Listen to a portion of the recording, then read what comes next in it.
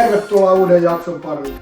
Tänään tehdään hyvää ruokaa, tänään tehdään pasta carbonaraa. Ja aikaisemmat on muutama mennyt kokkaus vähän plörinässä. Niin tää on sellainen, mikä mä oikeesti osaan tehdä. Mä oon tehnyt tätä varmaan satoja kertoja. Ja 2 minuutin aikaraja pitää 100 varmasti. Mä lupaan sen. Mennään asiaan. Joo. Pasta carbonaraan tulee tuorepastaa tai tagliatelle. Me käytetään nyt, kun meillä on 2 minuutin aikaraja, niin me käytetään tuoretta tagliatelle. Paistamiseen voita, kermaa, pekonia, valkosipulia, kananmunaa ja maustamisen suolan lisäksi muusta pippuria. Ei muuta kuin käydään asiaan. Ei meillä ole itse asiassa mikään kiirekkää 2 minuutin aikarajan tähän, mutta panna aika käyntiin. Noin ja pilkotaan valkosipulia. Oho. Oho.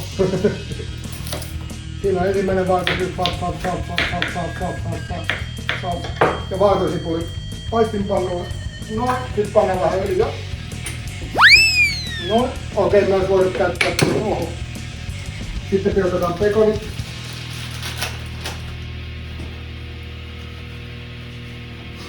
Tää on nopea homma. Meillä riittää varmaan minuutti tähän. Pekonit pannaan paistumaan sinne niin. Hienosti niitä voi vähän eritellä tuolla ja panna sellanappula täysille. Ja pannaan tuoret pastat tuonne kieleen.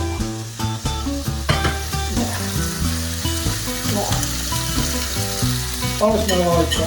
Ei me ole mennyt kuvasti. Me voidaan pilkkoa vielä toinen sitten valkosipulia ajan kun.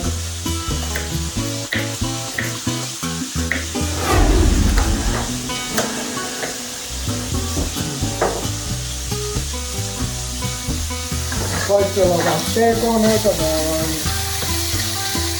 eroa toisistaan. Meillä ei ole mitään kiireitä. Pekonit poistuu, siellä niin. Makaronit kiehuu. Eli carbonarassa me käytännössä paistetaan pekonit ja sekoitetaan pekonit spagettiin ja pannaan pari kananmunaa perään ja soppa. Noin paistuu hyvä. Kuvappa sinne, kun on hyvä. Noin, käännetään pekonia. Katsotaan, tulee ruskeita hyviä pekoneita. Hyvä vähän erilleen. Totta kai vähän tää aikaraja asettaa sellaisen haasteen. Pekonit on kauniisti ruskittu.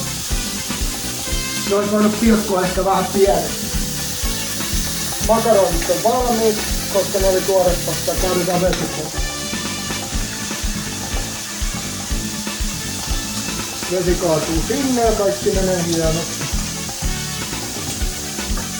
Me voidaan tällä välin, otetaan 2 kananmunaa. Sekoitetaan kananmunat makaronia sekaan. Ja sekoitetaan koko systeemi niin, että se ei koaguloidu, vaan se jää sellaiset muut tollaiset tyhmäiset. Noin, sit kyllä onpa hyvän näköinen. Pekonit on pystyt ja valmiit, laitetaan pekonit sinne. Ja itse asiassa laitetaan kaikki tuon paistustaan. Katsokaa kun tulee hyvä.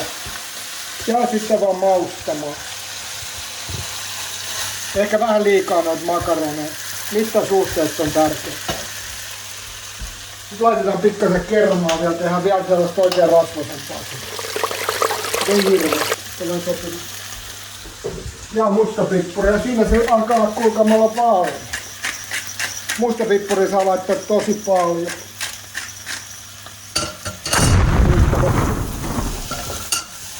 Siinä on pasta carbonara. Nyt ei anneta sen paistua, että ne kananmunat paistuu. Onpa hyvän näköinen. Onpa hyvä. Nyt on. Onnistu. Jes, me tehtiin se. Pikkasen yli 2 minuuttia. Nyt hyvä. Hyvä.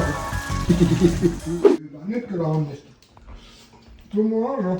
Ehkä oli hyvä. On kuvaamaan kun mä syön. On hyvä. Nyt tuli hyvää ruokaa ja tää todella onnistui. Tää on hyvä. Meidän sieltä videoiden listalta. Tää on 3 parhaan joukossa. Siis siellä on tonnikala-lasagne, makaronilaatikko. Siellä on joku sandwichi, mikä hitto se oli, mä muistan. Tunamerkki. Niin. Ja tämä on hyvä.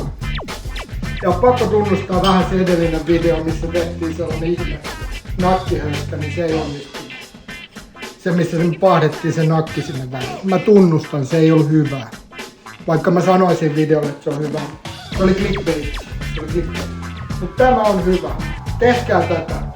Kaikki osaa tämän. Jopa vaikka te ette osaa ammatti YouTube-koppeja, vaikka teillä olisi yli 60 subscribea, te osaatte tämän. Hemmon takuu. Ihan oikeasti.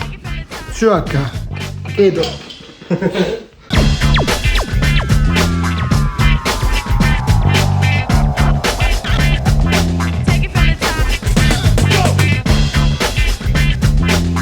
Subscribe to the channel and join the family.